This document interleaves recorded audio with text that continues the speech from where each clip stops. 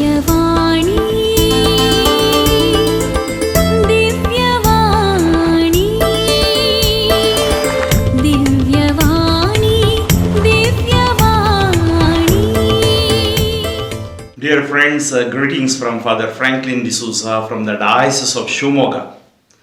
Last 22 years, by God's grace, that I am proclaiming the good news by His mercy and love. Every Thursday, around 7 o'clock, that I gave you or explained you the 10 miracles from the Bible. And this Thursday onwards, I am going to start something special. That is a journey in the book of Acts of the Apostles. You know, Acts of the Apostles is a unique book. If you see these Gospels, Matthew, Mark, Luke, and John, I can say it is a summary of these 4 Gospels. Summary means the practical way that the disciples now working or doing their mission or their service through the power of Jesus, resurrected Jesus. Let these Acts of the Apostles inspire our acts too. What we need is deep faith and a strong prayer life. We know these days we are praying more due to this pandemic corona. We are praying Divine Mercy Rosary, intercessory groups. On the Zoom we are praying, or Google Meet we are meeting. And prayer has a power. And in the prayer, Holy Spirit works.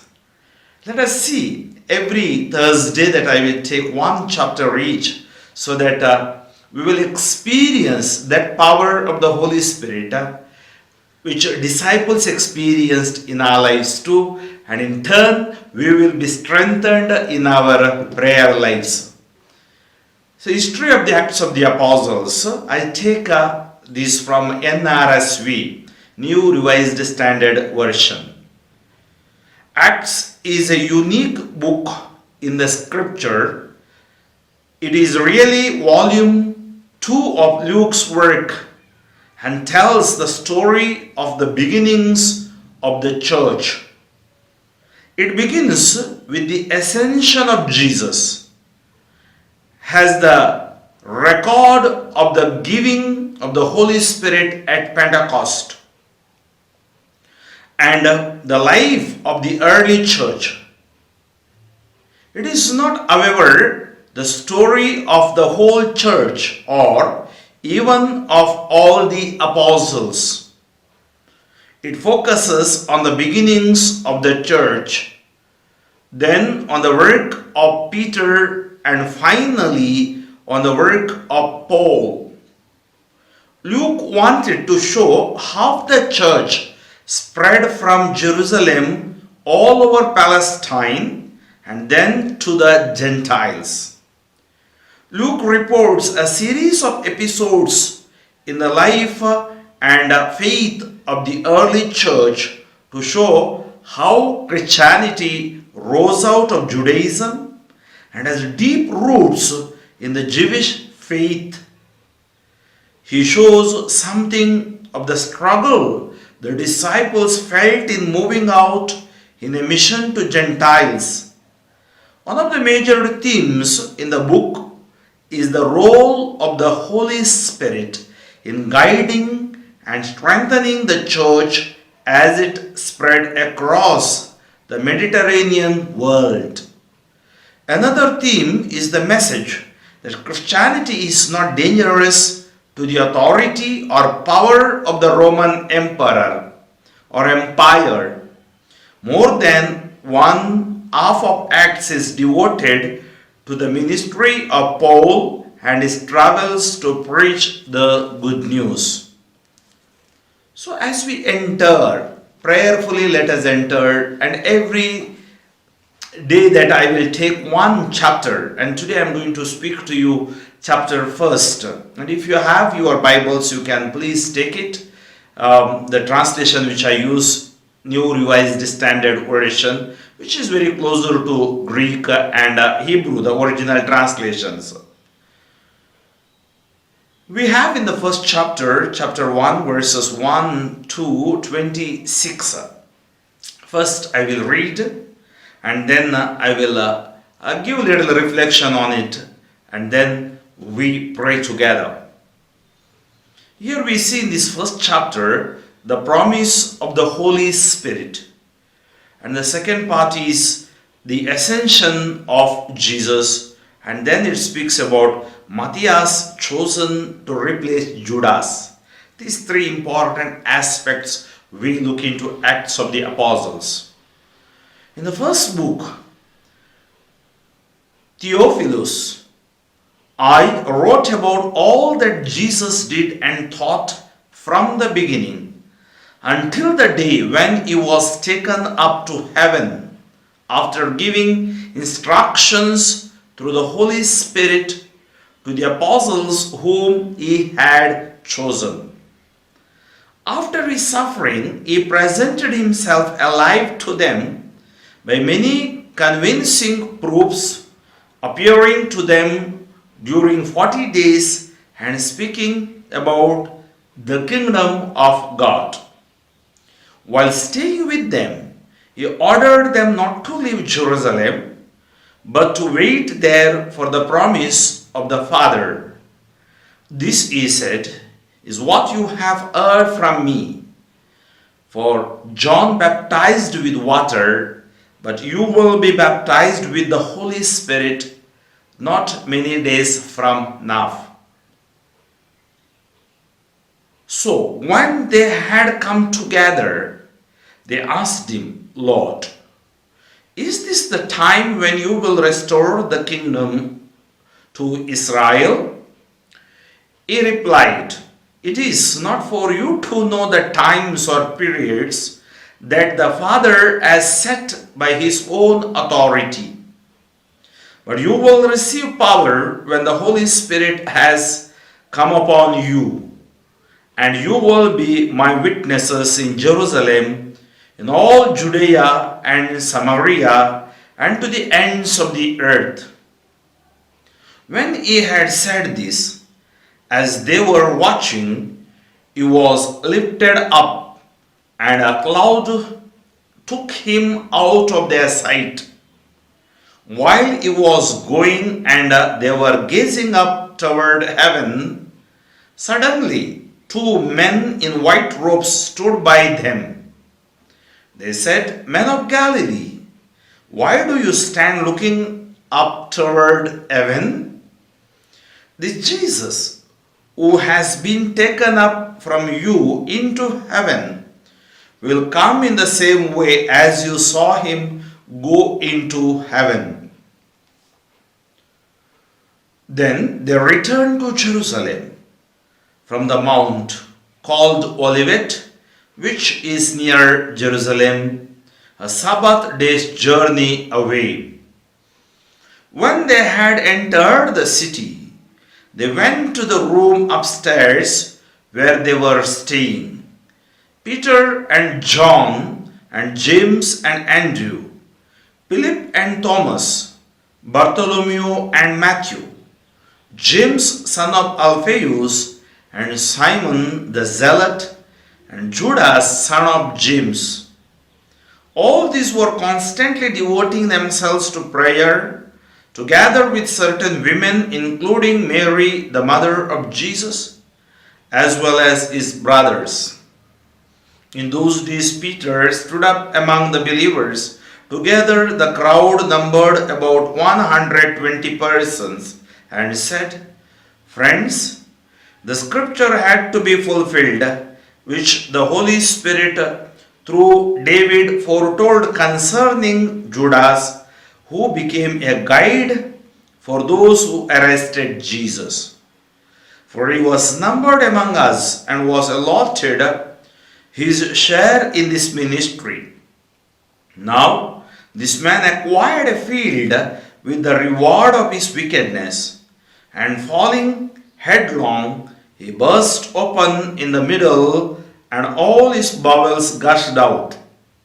This became known to all the residents of Jerusalem, so that the field was called in their language Hakel Dhama, that is, field of blood. For it is written in the book of Psalms that his homestead become desolate, and let there be no one to live in it, and let another take his position of overseer. So one of the men who have accompanied us during all the time that the Lord Jesus went in and out among us, beginning from the baptism of John until the day when he was taken up from us, one of these must become a witness with us to his resurrection. So they proposed to Joseph, called Barsabas, who was also known as Justus, and Matthias. Then they prayed and said, Lord, you know everyone's heart. Show us which one of these two you have chosen to take the place in this ministry and apostleship from which Judas turned aside to go to his own place. And they cast lots for them, and the lot fell out Matthias. And the lot fell on Matthias, and he was added to the 11 apostles. Dear friends, as I told you, the Acts of the Apostle about Luke, who wrote this Acts of the Apostles, who also writes the Gospel of Luke. See, he writes like this. I just read Luke 1, 1 to 4. Since many have undertaken to set down an orderly account of the events that have been fulfilled among us, just as they were handed on to us by those who from the beginning were eyewitnesses and servants of the word, I too decided, after investigating everything carefully from the very first, to write an orderly account for you, most excellent Theophilus, so that you may know the truth concerning the things about which you have been instructed. So I think Theophilus has been instructed about Jesus, and Luke writes beautifully in his 24 chapters about the preaching ministry of Jesus. Now same Luke writes to Theophilus, and he says, in the first book, Theophilus, I wrote about all that Jesus did and taught from the beginning until the day when he was taken up to heaven, after giving instructions through the Holy Spirit to the apostles whom he had chosen. So it is very clear, Luke writes and he says to Theophilus that why he has written this. Because Theophilus might have received the faith, and the instruction is given to him to be strengthened and to be strong in faith. And same instruction is given to us. That's why we call it as gospel.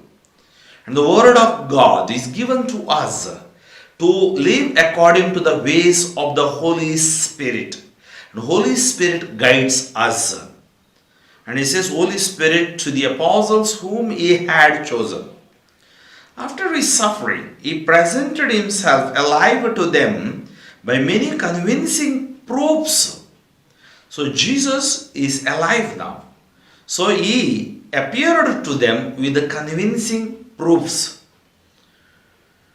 Appearing to them during 40 days and speaking about the kingdom of God. He writes the 3 years ministry of Jesus. Then he speaks about the 40 days that how Jesus appeared and convinced his disciples. And more than that 3 years ministry, these 40 days, convincing them was very, very important. Whatever Jesus spoke 3 years or taught or instructed, now he confirms with the faith in them. And that is the Acts of the Apostles or the Acts of the Holy Spirit. How powerful they became. And those fishermen and tax collectors with one heart and one mind, they focused on Jesus. Truth that is revealed is Jesus. And they were convinced. While staying with them, he ordered them not to leave Jerusalem, but to wait there for the promise of the Father. What is the promise of the Father? Promise of the Father is the Holy Spirit. Anointing of the Holy Spirit is taking place upon the apostles. This is said is what you have heard from me. And that is what Jesus was speaking. I will not leave you orphans. John chapter 14, John chapter 16. He will take you to the complete truth. And he will convince you about the truths that I spoke to you. So for John baptized with water, but now you will be baptized with the Holy Spirit not many days from now. The promise that they received, that they are going to be baptized with the power of the Holy Spirit. They were with Jesus. Now there is a new dimension of the ministry, or a new type of ministry, because earlier Master was with them. Now Master is not physically there, but he is there. And how the Master is going to perform his service or mission or work with them, that the Holy Spirit is going to instruct them. That is why they need to wait. In the ministry, we need not jump into the prayer or in the preaching field. We have to wait and pray, and that is the time we call as a retreat or discernment. It's very important for each one of us, especially those who are in the ministry.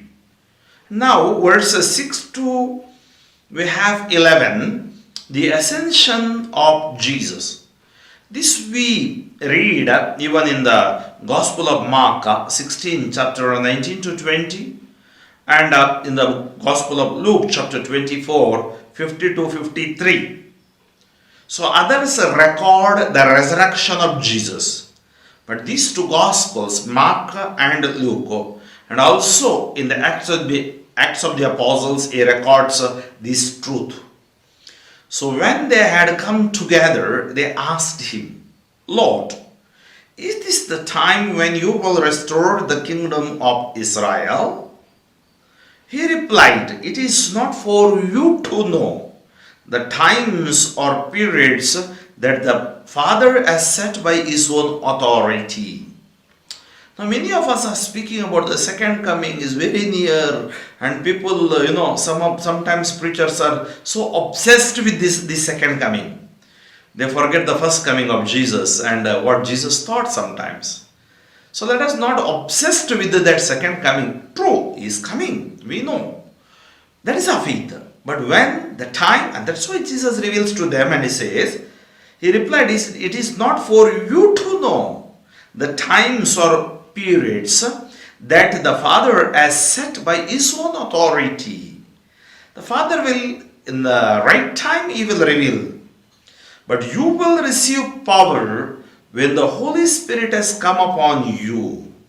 You will receive power. What we need is that power to discover Jesus in our faith and to empower others. We need the power of the Holy Spirit.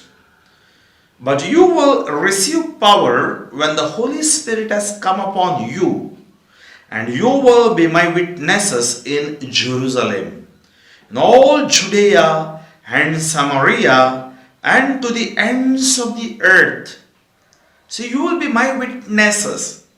The mission of the church is the mission of the Holy Spirit. The Holy Spirit guides us, leads us, anoints us, appoints us. So, but you will receive power when the Holy Spirit has come upon you.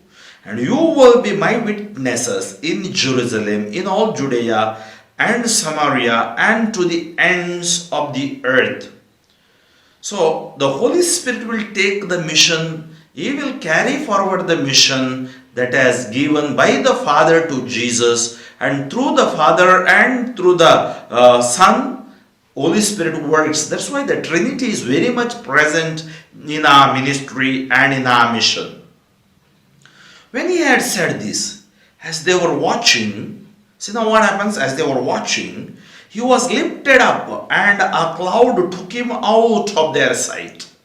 So the ascension of Jesus was lifted up and a cloud took him out of their sight while he was going, and they were gazing up toward heaven. Suddenly 2 men in white robes stood by them. Where did Jesus go? Jesus went back into heaven. Those who believe in Jesus, 100% they will go to heaven. And that is, Jesus is the way, the truth and the life. Jesus is the way to the Father, the God who created us. That's why Jesus is our mediator. Jesus is our Savior. When he had said this, as they were watching, he was lifted up, and a cloud took him out of their sight. While he was going, and they were gazing up toward heaven, suddenly 2 men in white robes stood by them. They said, "Men of Galilee, why do you stand looking up toward heaven?" If you just imagine that scene, Jesus was talking to them, and Jesus was lifted up to heaven, and they were just gazing, they were awestruck. And now, these 2 men, the angels, they say, "This Jesus, who has been taken up from you into heaven."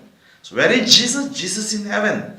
Our Father who art in heaven will come in the same way. See, he will come in the same way as you saw him go into heaven. He will come in the same way. Christ has risen. Christ has died, Christ has risen, Christ will come again. So this is the triple confession of our faith. So why these preparations we have today? Maybe due to pandemic it is very difficult for us to conduct retreats together. But today God has opened this YouTube, social networks for us, Zoom meetings or Google Meet and various other things that we are explored and exposed to. So, he will come again. That's why that is our faith. That is what the preparations that we are making. That's why we have to be in prayer, read the word of God, live this life of sacramental life. We have these 7 sacraments. Many of them they don't, especially in the young age, they lose their faith or they are lost in the world.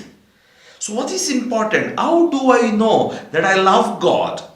John chapter 6 says, if you love God, you will believe in whom he has sent, that is Jesus. We have to believe in him first. Secondly, if you love Jesus, how do you know that we have the 7 sacraments? We live according to the sacraments. That means I believe in Jesus, I live in Jesus. Also we have 10 commandments. We follow those commandments, and those commandments are the mirrors for us.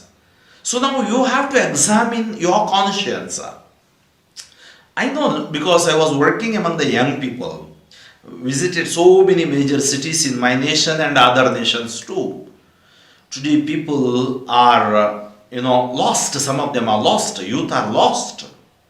And others are coming back to the Lord because of this renewal. We need constant renewal in our lives.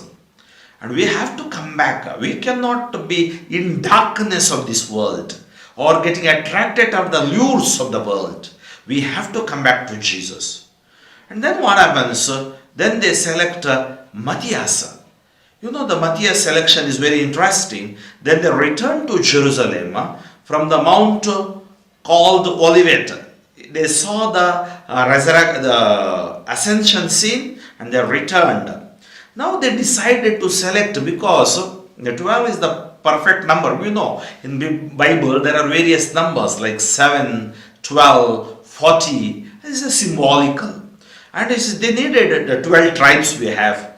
and they needed another person. The Holy Spirit inspired them to select a person. What did they do? So what did they do? Verse 13, when they had entered the city, they went to the room upstairs where they were staying. Peter and John and James and Andrew, Philip, Thomas, Bartholomew, Matthew, James, son of Alphaeus, Simon, the Zealot, and Judas, son of James. So all these were constantly devoting themselves to prayer.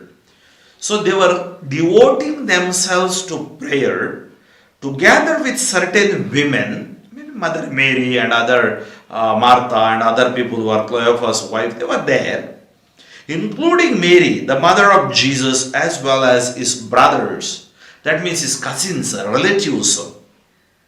In those days, Peter stood up among the believers. We see the leadership of Peter. Jesus gave him the leadership. Jesus appointed him, and now he stands up, and everybody seems to be agreeing his leadership.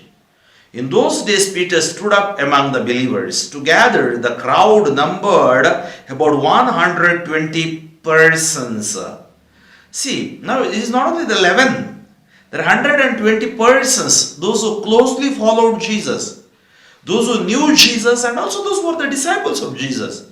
12 disciples was very close to his circle, and rest other disciples. So the scripture says 120 persons, and said, see how he addresses. He addresses very cordial, very friendly, and he says, friends, the scripture had to be fulfilled. See the revelation which the Holy Spirit through David foretold concerning Judas, who became a guide for those who arrested Jesus. For he was numbered among us and was allotted his share in this ministry. Now this man acquired a field with the reward of his wickedness, and falling headlong, he burst open in the middle, and all his bowels gushed out. So we know how his death, he committed suicide, we say, and another version says, but anyhow, his end was disastrous end.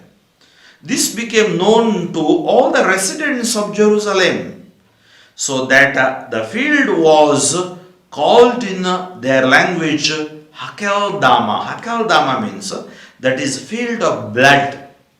You know, after the betrayal of Jesus, he felt guilty. That's why he goes back and gives those 30 silver coins back to them and says, give Jesus back to me. And you know, he was fully disturbed, and he goes and ends his life, or he dies. So that money they do not put in their box. And that's why they buy a land to bury the foreigners. See the blood of Jesus, again the blessing to the land. And to bury them, and that name was called, that land is Hakeldama, because the field of blood. For it is written in the book of Psalms, that his homestead become desolate, and let there be no one to live in it, and let another take his position of overseer. So one of the men who have accompanied us during all the time that the Lord Jesus went in and out among us, beginning from the baptism of John until the day when he was taken up from us, one of these must become a witness with us to his resurrection. So we want to select one person. So that's why he addresses this 120 of them. And so they proposed two. Among them they proposed two. Joseph called Barsabbas, who was also known as Justus, and Matthias. Then they prayed and said, Lord, you know everyone's heart. Lord, you know everyone's heart.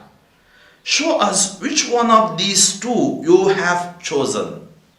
So they have two people now here with them. And now show us whom you have chosen. One is Joseph called Barsabas, another Matthias. To take the place in this ministry and apostleship from which Judas turned aside to go to his own place. So sometimes we get this apostleship like bishops or priests or religious. Sometimes we just, go away from it. Maybe due to our weakness, we do not want to commit ourselves to Him. What is important is obedience. What is important is holiness for every one of us. Even Catholics, we leave the church and go. Where are we going? As a priest, I leave and go. Where I am going? So this is the dangerous thing. Now, sometimes we might become like Judas.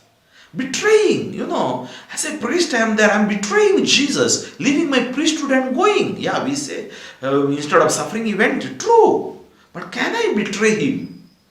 Where is my conviction? As a Catholic, where is my conviction? I am speaking to you. And today you have a lot of questions, but you have forgotten the answer, Jesus. We have only answered Jesus. And He talks to us, speaks to us so beautifully. And through the scriptures. And they cast lots for them. And the lot fell on Matthias. And he was added to the 11 apostles. What a beautiful scene it is. He was added.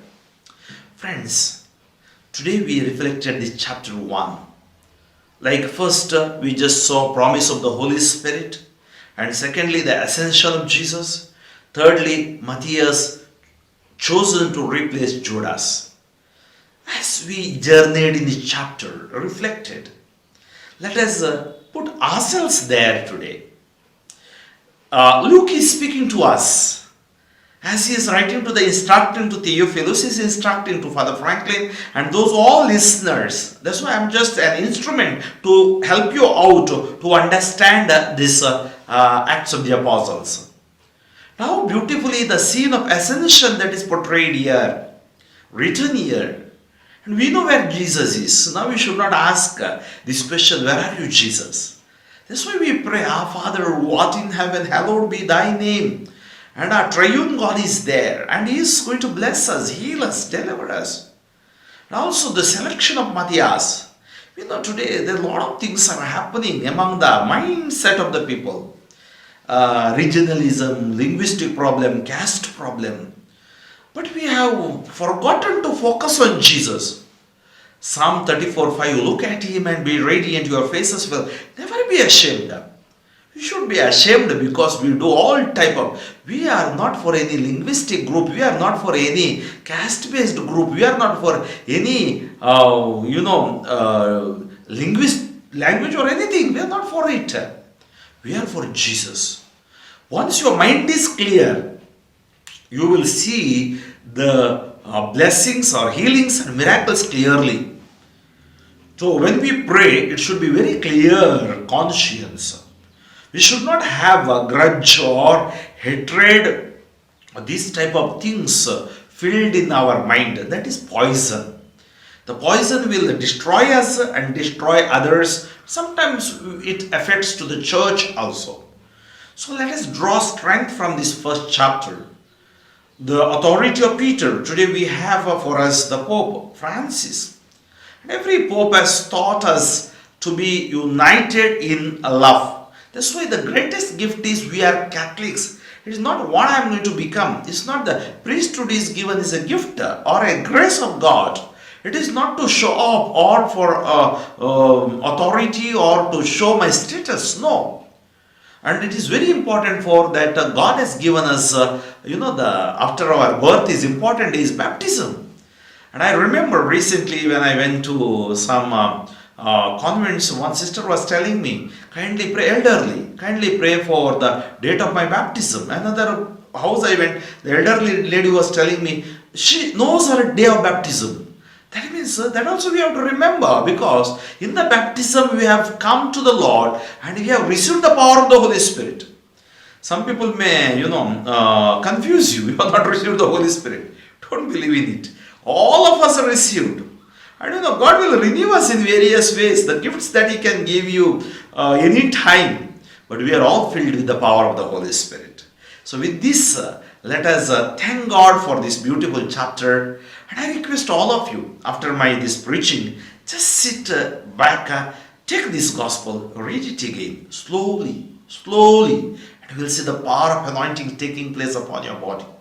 And you will be strengthened in your faith. Confusions will vanish. And God will bless you, anoint you, strengthen you in your faith. He will heal you. And healing takes place as we listen to the word of God. You need not have any other counseling. The scripture itself is a counseling. The healing takes place.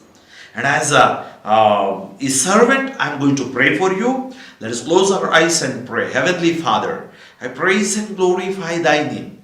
I surrender my brothers and sisters as we have started our journey in the Acts of the Apostles. Today I have explained them the chapter 1. Lord,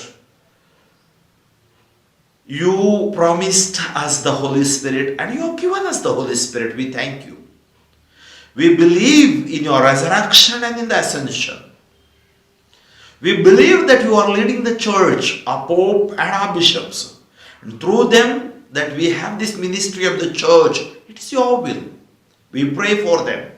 We pray for the Catholic community, Lord. Our brothers and sisters around the globe, Lord. I also pray for every Christian, those who believe in You. Maybe there are different types of denominations, but we are united in Jesus. That all dialogue that takes place through the church and through the ecumenism commission, Lord, let it be blessed. So that we may love one another.